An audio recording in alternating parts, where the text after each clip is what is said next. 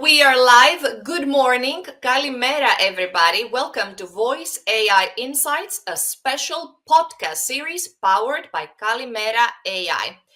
In our previous episode, we explored how AI is transforming the way we communicate, and especially how multi-agent AI systems are redefining communication. Today, in today's episode, we will focus on one particular industry where trust, accuracy, and empathy are of paramount importance. Any guesses which industry I'm talking about? You're right, you guessed it, it's healthcare. So today's episode is titled The Voice of the Future and How AI is Transforming Healthcare, and especially voice AI agents. I'm your host, Chryssa Skodra, and today I have two distinguished guests to open up this topic with me. I have Professor Pavlides with me, Stephanos Pavlides, and Dr. Savvides, Charis Savvides in the studio with me. Welcome, gentlemen. Good morning, good morning. Kalimera. Good morning, everyone. Thank you for joining me in today's episode. I'll briefly say a couple of words about you. Dr. Stephanos Pavlides, he is an internationally recognized biomedical scientist and an entrepreneur in the healthcare sector. He specializes in clinical diagnostics and preventative medicine. He holds a PhD in genetics, and he's leading clinical laboratories at Bioiatriki Group in Cyprus. He is a pioneer in patient-centric healthcare innovation, and he is a voice, a thought leader in his field, as he has more than 55,000 followers. He is a man who understands the science, the research behind healthcare innovation, and he's in that intersection where he is able to communicate the messages quite clearly for a variety of audiences. So stay tuned for the first segment. Dr. Stephanos Pavlides is opening the impact of voice AI in healthcare and why it matters, what problems it solves. And then we have Charis Savvides. I can say briefly now in the introduction, and then I'll go a little bit deeper in his background during segment 2. So Professor Charis Savvides, he is a practicing lawyer, member of the Cyprus Bar Association, and a university lecturer at the University of Nicosia. He is an expert in digital innovation law, GDPR, financial regulation. He has also served as an expert member of the EU Blockchain Observatory and Forum, advising the European policymakers on digital assets framework. So we'll cover with him legal frameworks, the legal principles, and he's the man who will tell us all about ethical AI, data protection, and why it matters. So, Professor Savvides, I'll see you shortly in segment 2. Thank you very much. See you soon. See you soon, and we will open the first part of the show with Stephanos Pavlides. So, Dr. Pavlides, tell us a little bit about the challenges that the healthcare sector is facing, and you have personal experience yourself as you're an entrepreneur in this field from the COVID days until recently, so the past 5+ years or more. So, what are the challenges both for patients and for the business as well? So good morning, Chryssa. Thanks for the introduction and thanks for having me. So let's try to simplify things. The biggest frustration in the AI, in the healthcare nowadays, is the frustration of getting in touch with the healthcare itself, the doctors, the clinical laboratories, the clinics, just to make an appointment, and in general, various questions. So let's give some numbers. 6 out of 10 people, they up before the 1 minute waiting time. They cannot wait hold on hold. Then most of the people in 2 minutes they are gone. You don't see them again. So and some of them hang up immediately. A typical clinic or a healthcare provider receives about 2,000 calls per day. So if they miss 140 out of every single day, that's about 50,000 people every year. That they couldn't get any help at all. So the sad part is that 85% of them, they will never call back. So they will try to find that help from somewhere else or just don't do nothing. So this isn't just annoying, it costs money and more importantly, delays care for people who really need it. We have tried everything. We added more stuff. We have expanded robotic phone menus, online booking, but nothing gives people instant help when they need it. So the 24/7 AI voice agent, frictionless access to healthcare, it's the way to go forward. We talk often about human-centric technology and human-centric AI. How important is this human-like touch and human centricity of all these AI innovations? So basically, the way AI is it's built, it's to have a human tone, a human way of communicating with patients or in general people. It understands emotion and it can basically answers like you and me now. It can answer any question or the questions that they are assigned to answer because if they don't know, they don't answer.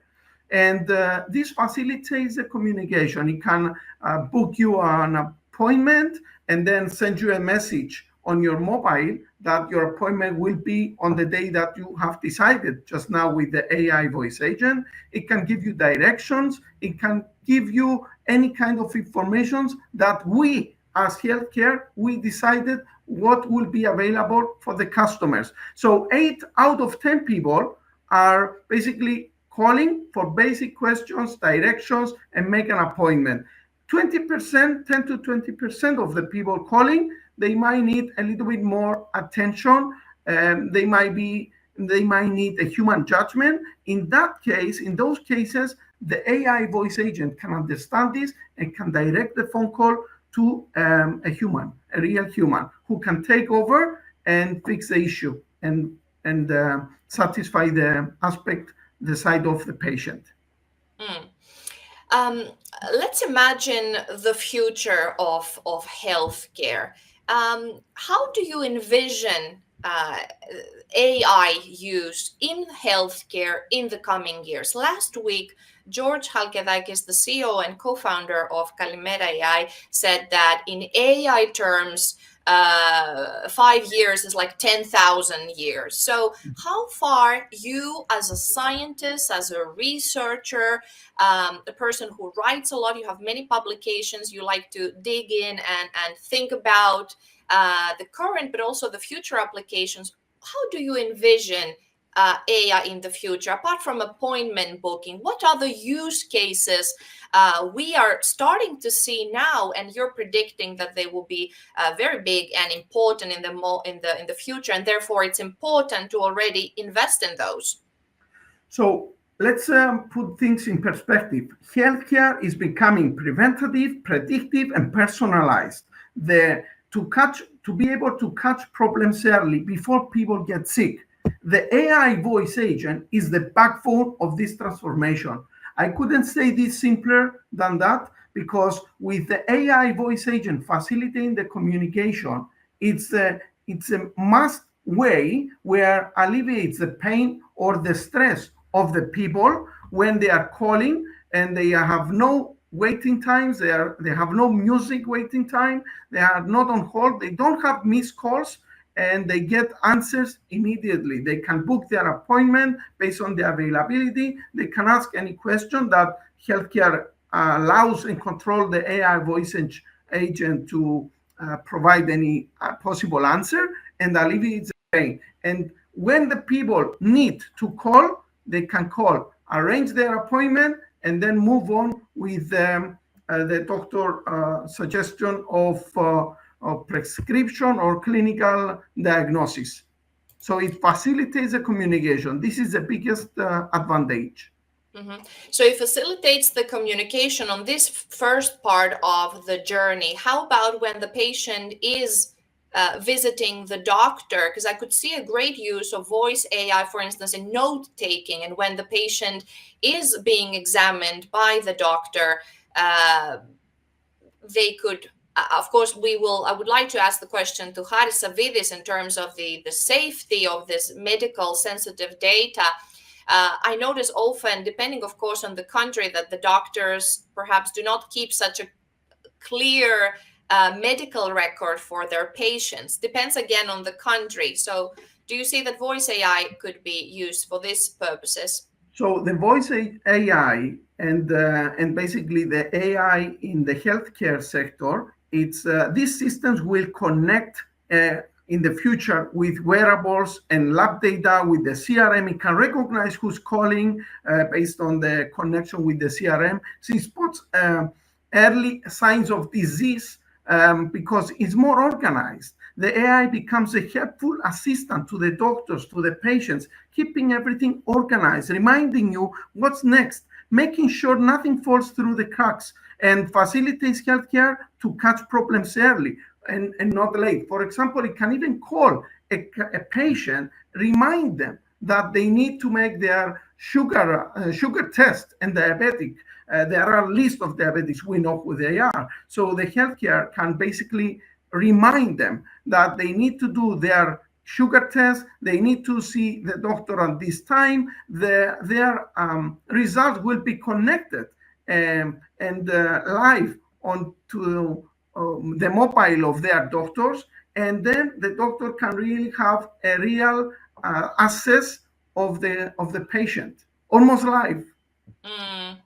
And that's great because we have still the human oversight. We have the doctors, the medical doctors, right? And we have technology assisting so that, as you very well said, not to miss anything. Because, of course, humans can make errors and maybe the data is so vast. But is that where you see the cooperation between the technology and the human oversight on the other hand?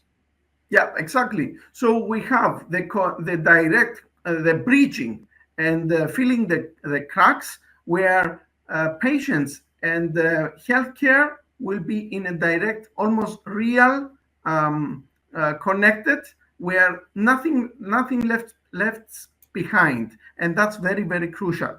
So safety is everything. Somebody you mentioned earlier that. What about the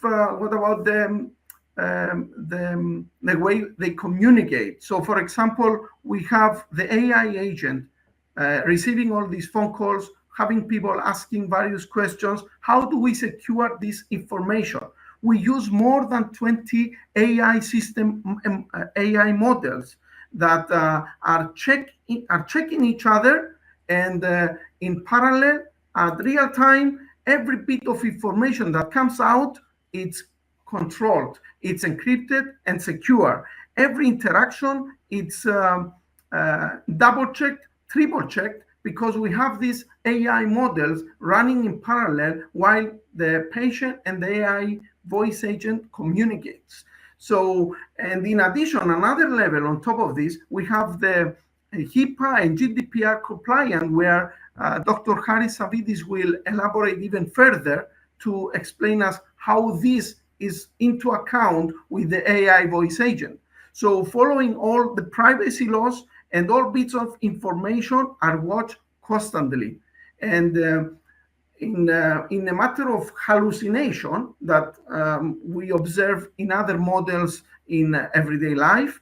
And hallucinations is something definitely we don't want when it comes to our medical data and healthcare, right? It's unacceptable in healthcare. When AI invents information, this is not acceptable. That's why we figure out we spend more than 2 million euros just making sure that it's safe, because the healthcare cannot cut corners. We validate and we have real time crossing and double checking and triple checking all information coming out from AI voice agent.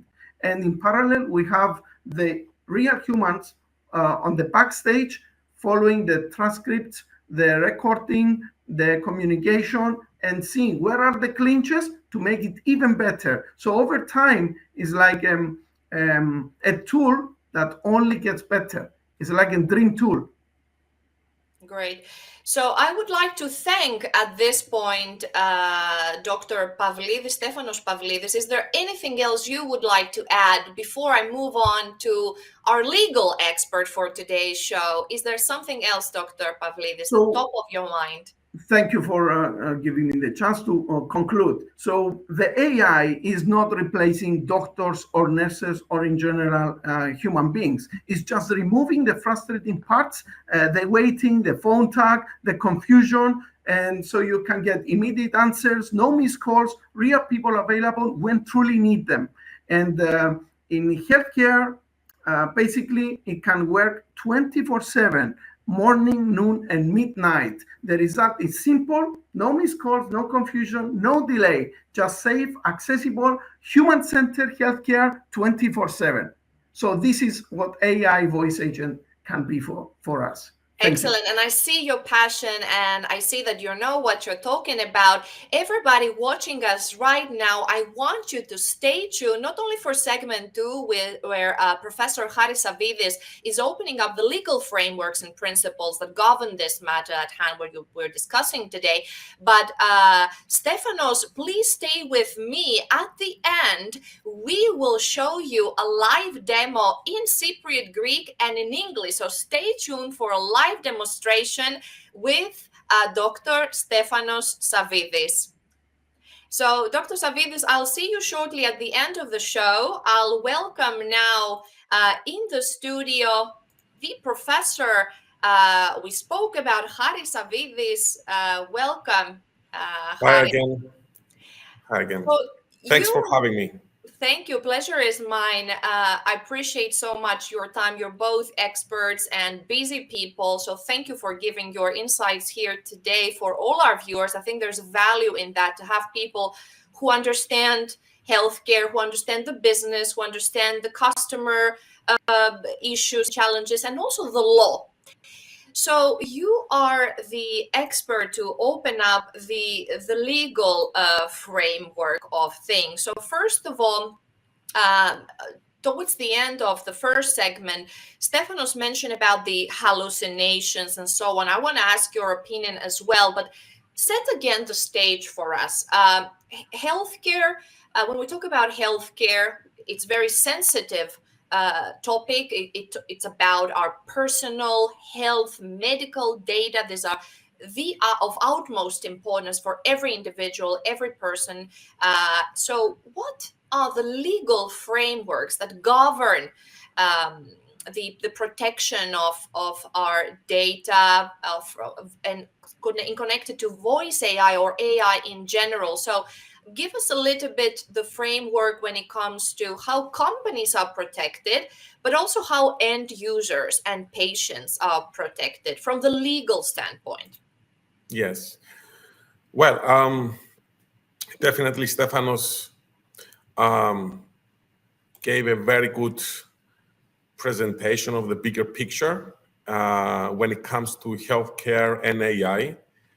And if we want to keep it simple, it's clear that the combination of the two does not give any room for mistakes.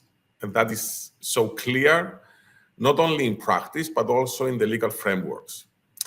So, and the reason is because in healthcare, AI voice agents are covered by very strict privacy laws. In the European Union particularly, we have the General Data Protection Regulation, the so-called GDPR, and the AI Act, where both of them require, first of all, lawful collection and use of data, transparency, human oversight, which is very, very critical here, and apparently extra protection for health data. And I'll give you an example. For instance, if an AI voice agent helps diagnose medical conditions or interacts with patients about their health, that is explicitly classified as high risk task, right? So this means that the company must first explain how the system works.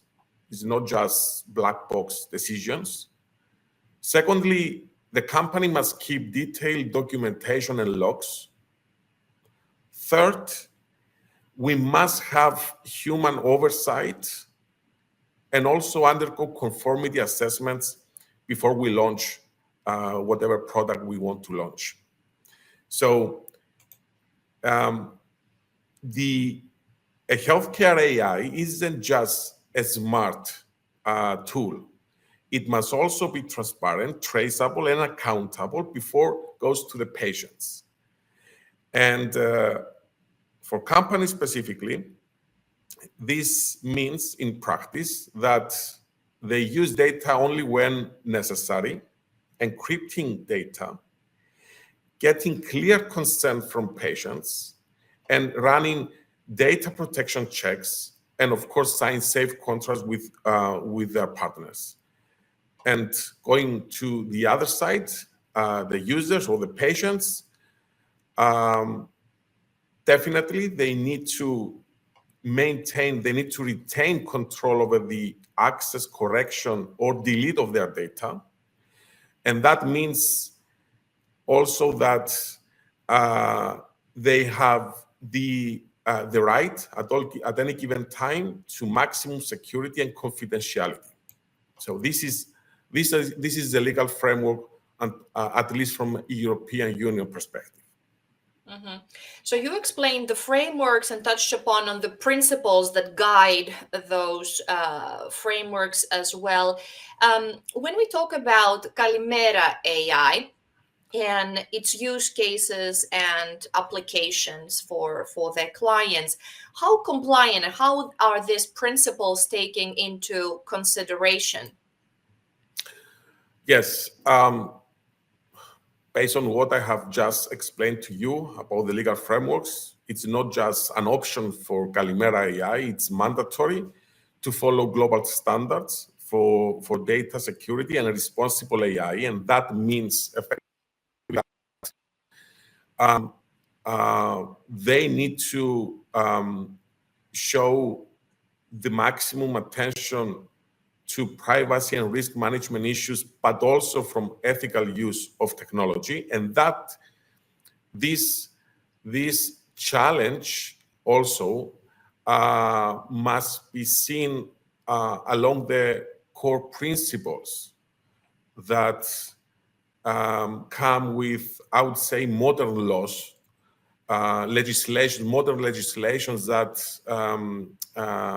we have recently, let's say, seen coming out of from the European Union, from even from governments, from countries, where the constant, let's say, challenge is to balance innovation with people's rights.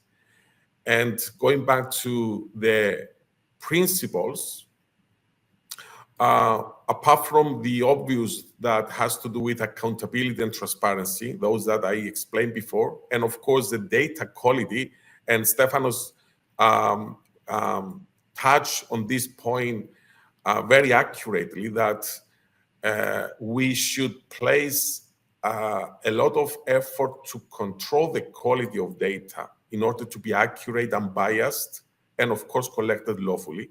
But I will address a very important issue here, which is also a principle that governs the data and the use of AI, which is the cross-border protection.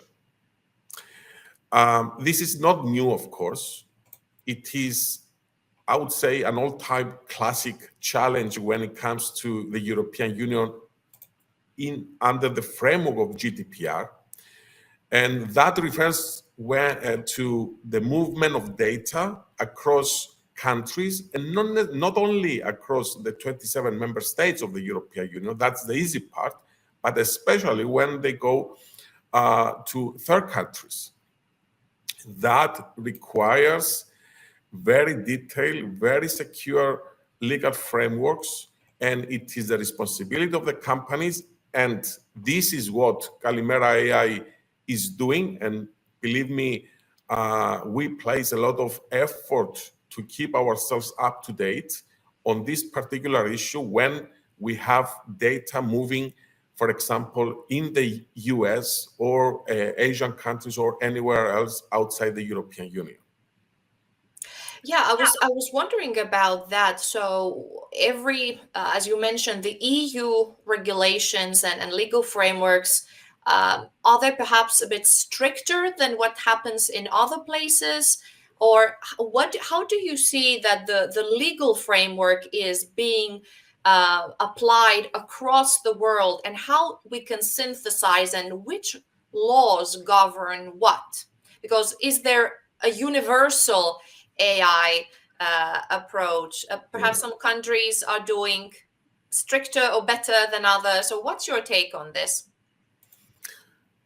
Yes. Well, let me start by saying that,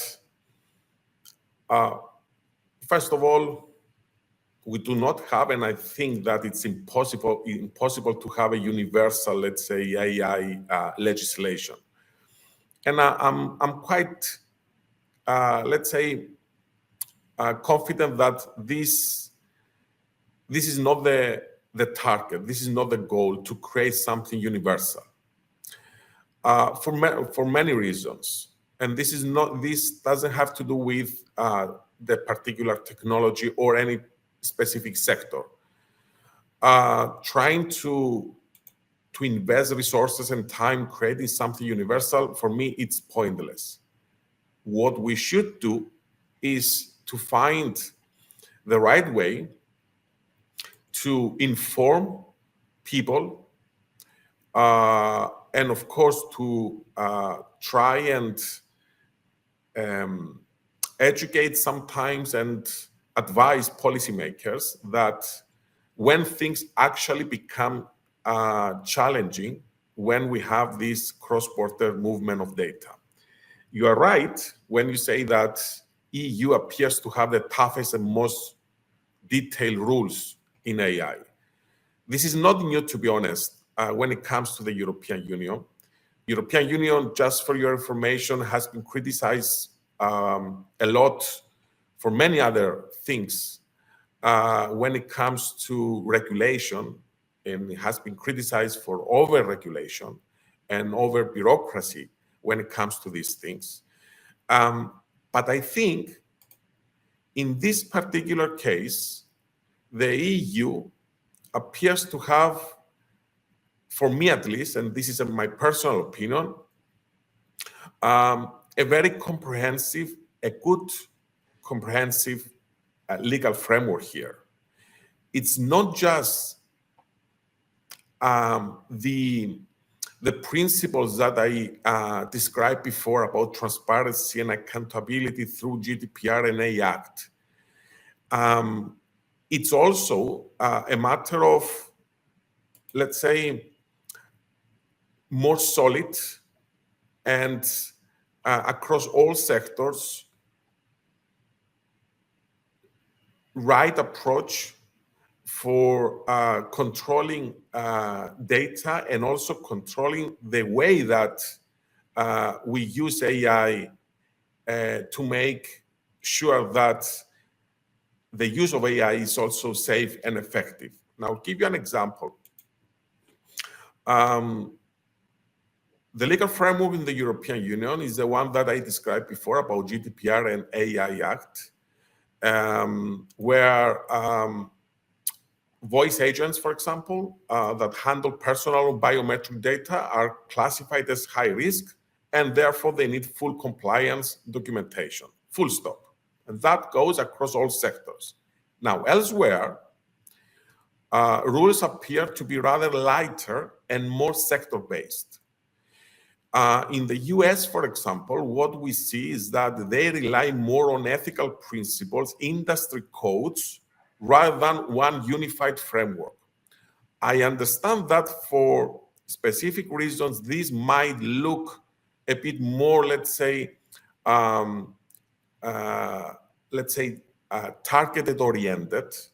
But if we try and see the bigger picture, sometimes we might experience some sort of inconsistencies. I'm not saying that EU framework is better than others, but I'm just addressing this as a fact. The FDA in the US, the Food and Drug Administration, regulates, for example, medical devices, including those using AI or other technologies like machine learning, to make sure that they are safe and effective. So they regulate medical devices.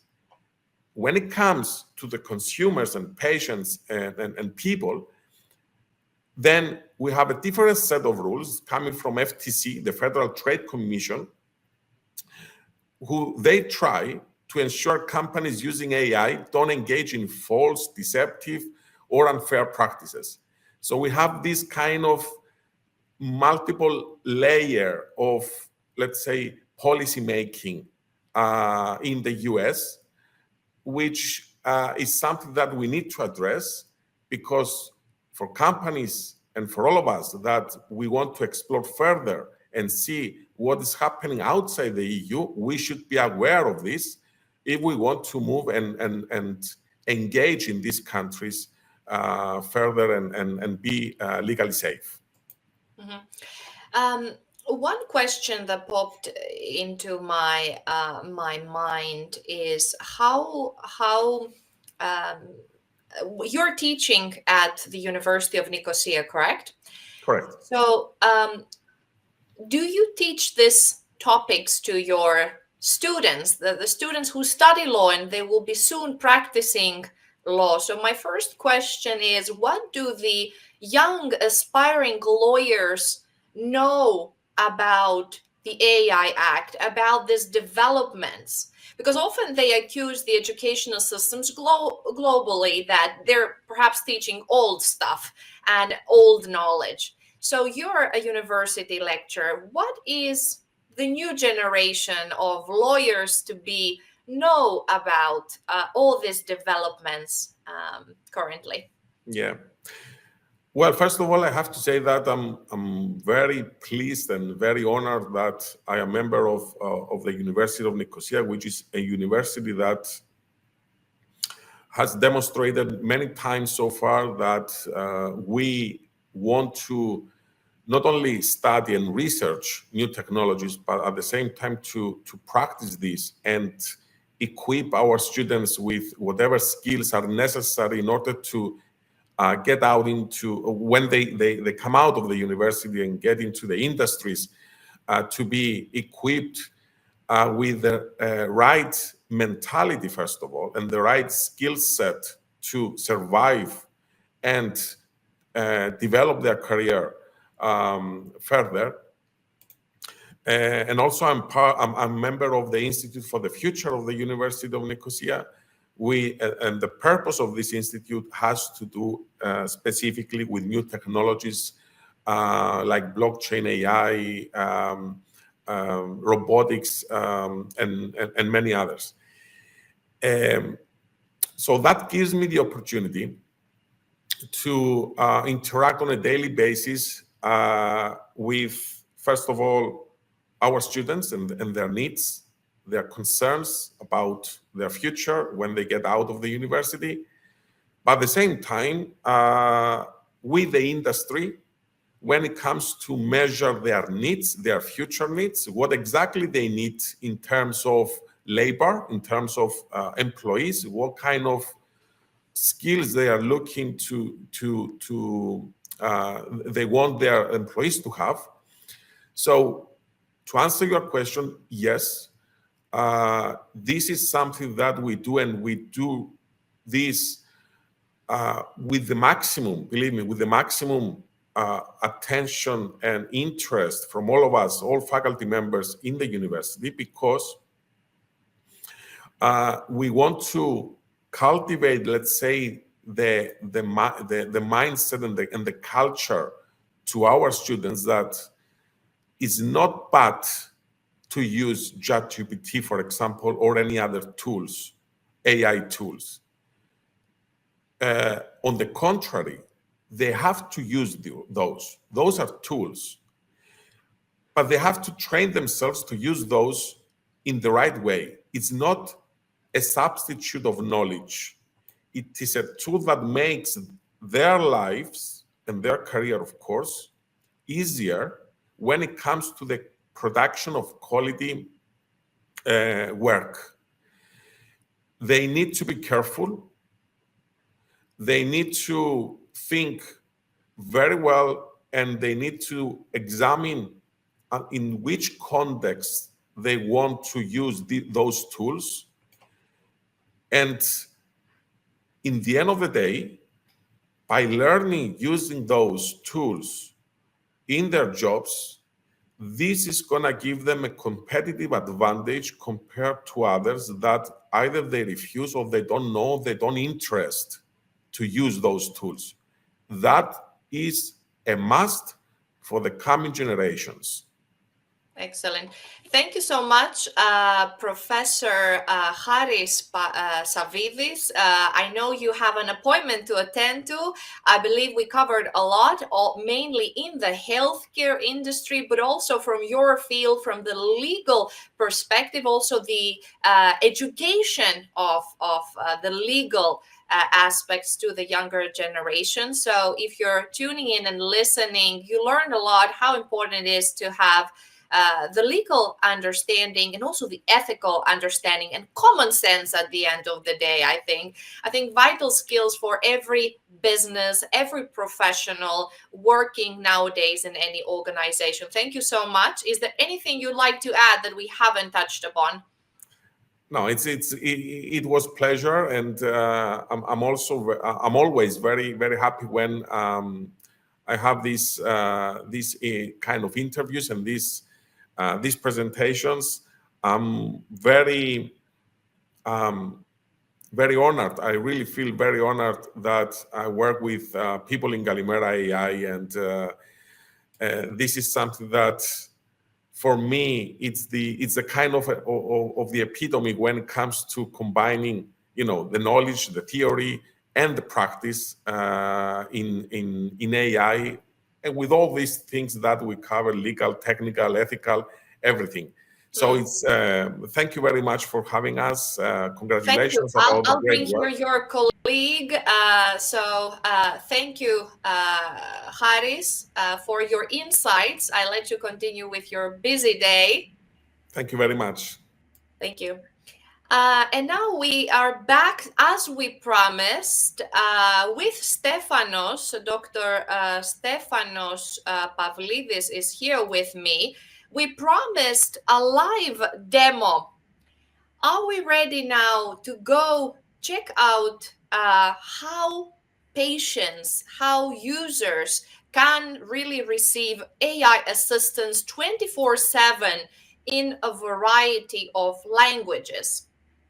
So thank you very much, Chryssa. So let's try to do our demo. I'm just going to call a line. And let's start first with Cypriot Greek, right? Okay. Let's see. Yeah. And then we will go to an English demo. So we'll give you two live demos. We see one language that is more of a rare language, a rare dialect. It's a dialect of Greek, spoken by... Let's go. Καλημέρα σας. Καλημέρα, μπορώ να κλείσω ραντεβού για εξετάσεις? Για ποια εξέταση ενδιαφέρεστε? Θα ήθελα να κάνω ένα MRI γονάτου. Είναι εύκολο? Καταλαβαίνω. Ενδιαφέρεστε για μια μαγνητική τομογραφία γονάτου. Ναι, πολύ σωστά. Σε ποια πόλη θα θέλετε? Στην Ξάνθη. Είναι εύκολο στη Ξάνθη? Ναι, η μαγνητική τομογραφία είναι διαθέσιμη στην Ξάνθη. Το εργαστήριο βρίσκεται στη διεύθυνση Γεωργίου Κονδύλη 46 με 48. Ωραία. Μπορούμε να πούμε για Δευτέρα, η ώρα 9 το πρωί? Θα χρειαστεί να συλλέξω πρώτα τα στοιχεία σας για να προχωρήσω Παρακαλώ. στην κράτηση. Μπορείτε να... Παρακαλώ, πείτε μου το όνομά σας και το επώνυμό σας. Stephanos Pavlides. Ευχαριστώ, κύριε Παυλίδη. Παρακαλώ, δώστε μου τον αριθμό επικοινωνίας σας σε διάδοση. Ευχαριστώ πάρα πολύ, ευχαριστώ. And now let's check out a live demo in English. Stephanos, are you ready? Yeah, let's try the English demo where we can try to book an appointment. Just a moment.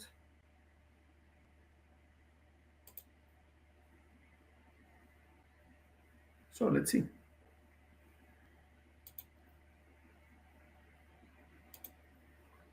It's on speaker.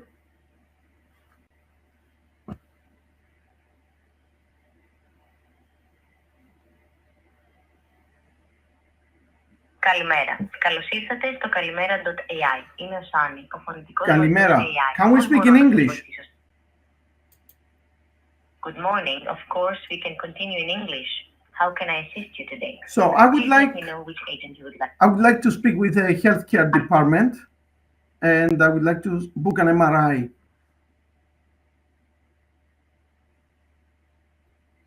I'm connecting you to the India Healthcare Department, who will be better able to help with your request to book an MRI. Please wait a moment. Hello there. Hi. I'm here to assist you with booking your MRI. Yes, can I book an MRI for my knee? Of course. I'd be happy to help you with that. Could you please let me know your full name and your preferred date? Stephanos Pavlides. Stephanos Pavlides. Got it. When would you like to schedule your MRI? Can I And book which it location is most Monday at 9 o'clock in the morning?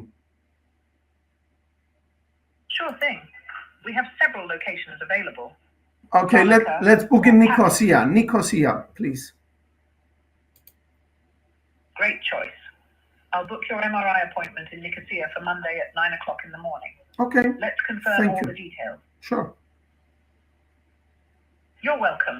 If you need any more assistance, feel free to reach out. Thanks. Have a great day. So we probably call in a Cyprus phone call line, and the appointment is booked for Monday in Nicosia. So you can see from the segment of this how many seconds it took to really have the phone call started until you got your appointment. So that's only less than 3 minutes. So less than 3 minutes according here to my data. So it took 3 minutes to book the appointment in one city in Nicosia where there were available facilities. Thank you so much, Stephanos, for demonstrating this. And as you said earlier in the show, most people, if they wouldn't get through the line or they would listen to a repetitive tune again and again, they might close that line. They might be frustrated. They're thinking, oh, I have something I need to check. It's about my health. I'm a bit anxious now and I'm not getting through. I don't want to pay for listening to a tune on the replay. So in less than 3 minutes, you managed to get your appointment if you were to proceed. Excellent. Thank you, Chryssa. Thank you very much for your time, and thank you very much for inviting me. I really Thank you for appreciate this that. great demonstration. So we just listen now. What is the future of healthcare, or the present and the future? How AI can safely be deployed in healthcare environment throughout the customer journey. Now we just listen how a patient can call a healthcare facility and proceed with a very fast appointment booking. Thank you for watching. This is Voice AI Insights, a special podcast series powered by Kalimera AI. Thank you for watching, and I'll see you next time. Stay safe, stay tuned for more insights. Bye.